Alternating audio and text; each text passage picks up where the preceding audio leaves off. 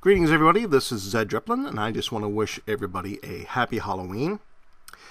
This is the first of a four-part series about four of my most favorite television animated Halloween specials. And as you can tell from the picture up on the screen, the first special I'm going to talk about is It's the Great Pumpkin, Charlie Brown. I mean, it's so blatantly obvious. When you're talking about animated television Halloween specials, you always start every list with It's a Great Pumpkin. Always. I love this special. I've enjoyed it when I was a kid. I enjoy it still to this very day because it's one of the few things that allow me to stay in touch with that inner child in me. When I watch It's a Great Pumpkin, I'm like 6 years old again. I just love it. And I only limit myself to once a year, right on Halloween. I mean, yeah, I could watch it any time on YouTube. I have the DVD of the special, but nope, it would ruin it. That stays in its case until Halloween. But anyway, one of the things I've noticed about It's a Great Pumpkin is that it shows just how much Halloween is enjoyed by children. It's a children's holiday.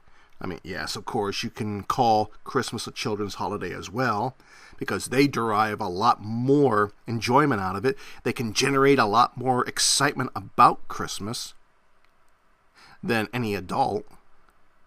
And of course, you could throw in a birthday as well.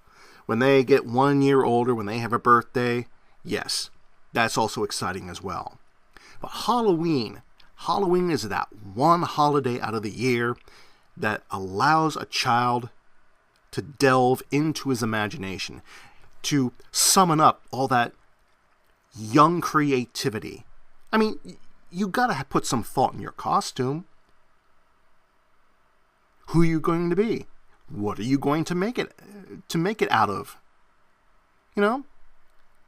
It's sort of like an art project.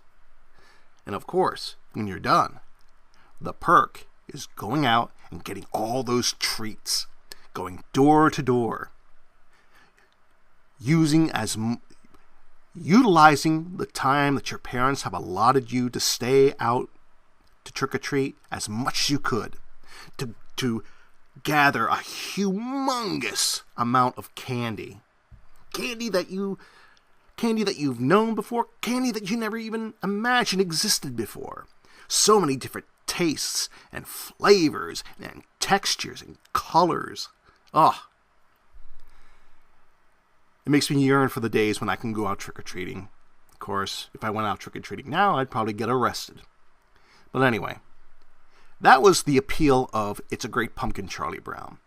Also, if you compare it to Charlie Brown Christmas, there really isn't a moral to it. And look at Charlie Brown Christmas. Think about it for a moment. Everybody is so selfish and greedy, and Christmas is being made over-commercialized, and nobody cares about them but themselves.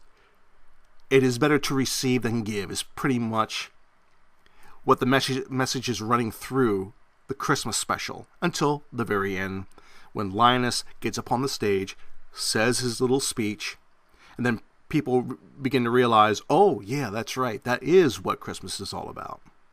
At least from the Christian religious point of view. But that is part of a whole different rant there. But anyway, there is no moral in It's the Great Pumpkin, Charlie Brown. I mean, if there was indeed a moral, it would be, hey, let kids be kids. Let them enjoy this holiday. Okay? Let them have fun. Let their imaginations go wild. Let them be who they want to be for just one night.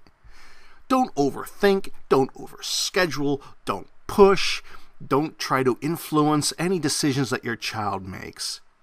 I understand that you're a responsible parent and you don't want your child to come to harm. But still, Halloween is that one time of year where they could just explode with ideas. They could just grab it by the horns and just use their imagination, just running wild with it.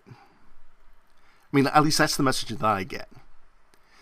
But what I found interesting about this particular special is that Charlie Brown doesn't take center stage. This is all focused around Linus. And if those of you who've been reading Peanuts for years, and decades, you know about Linus and the Great Pumpkin.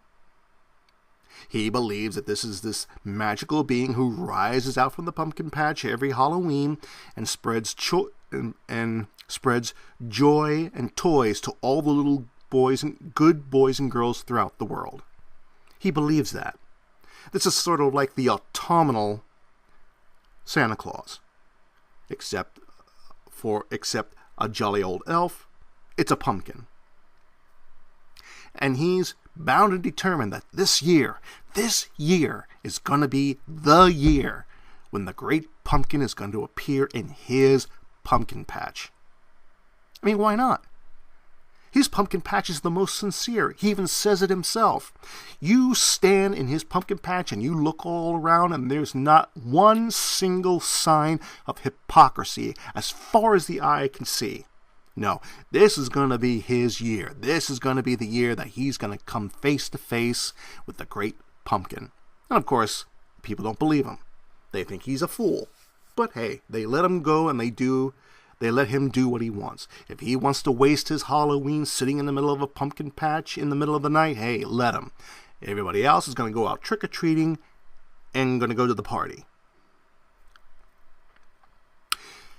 Now, because this all centers around Linus, Charlie Brown really doesn't make much of an appearance.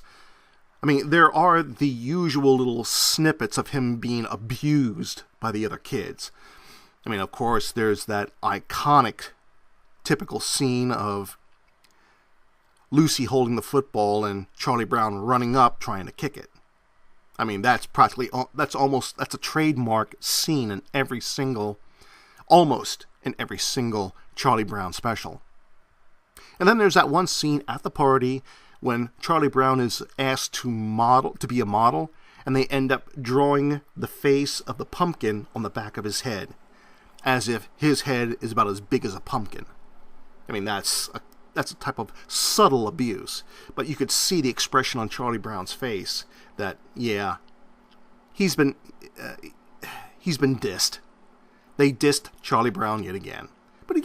But like I said, he's a secondary character. In fact, he's not really a secondary character. His name appears in the title, but he doesn't really make much of an appearance. There's not much screen time with Charlie Brown. Most of it is all Linus, or a certain percentage. The other percentage is taken up by Snoopy.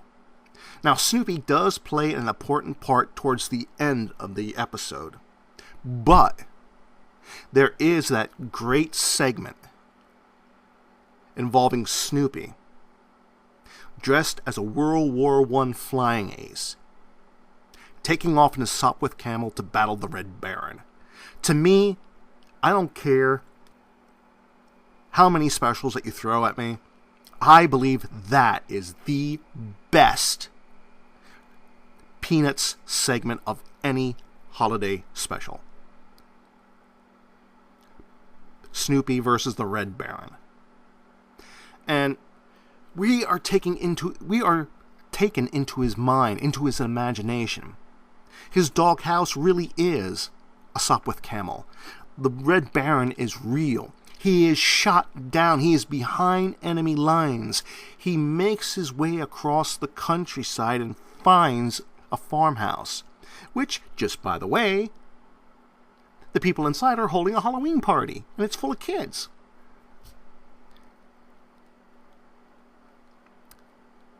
So yeah, Linus and Snoopy are the two main characters, or the two main characters featured in this special.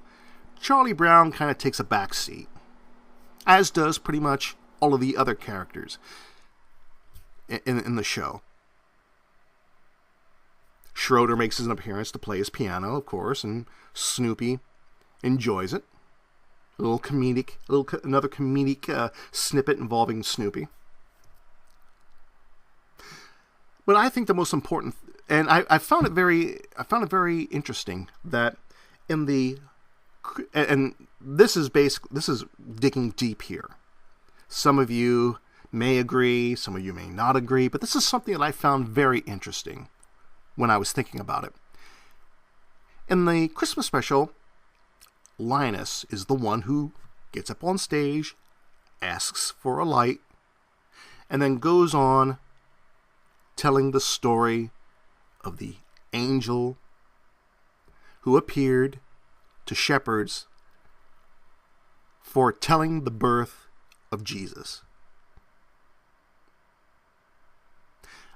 Obviously,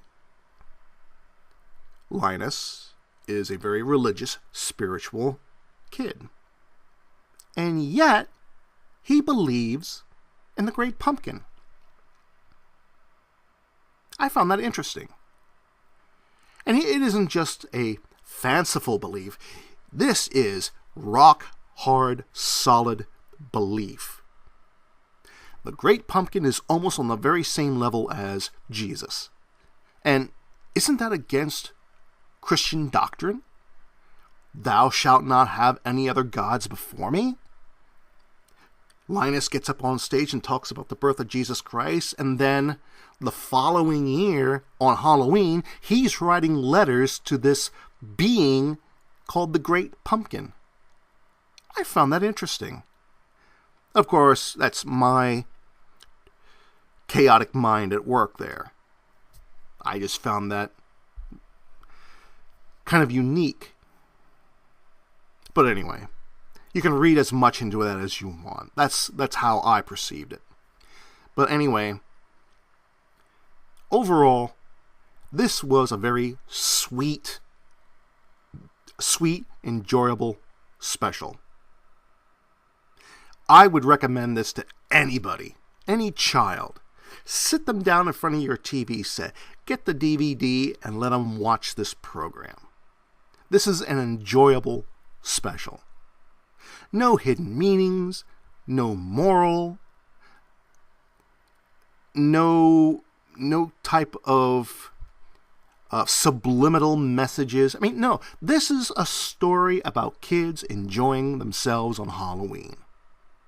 That's how I look at it, apart from a few points here and there that I've come up with over the years. But apart from that, it's a great special.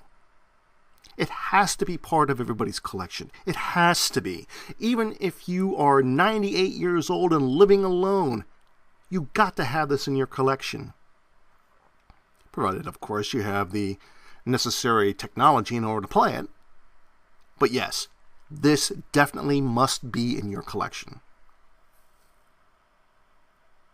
Well, anyway, this is the end of the first segment, or the first part. I hope you enjoyed it. Maybe you share the same thoughts that I do. But anyway, again, happy Halloween, everyone. And I hope you come back to watch the second installment. This is Zed Dreplin signing off. See ya.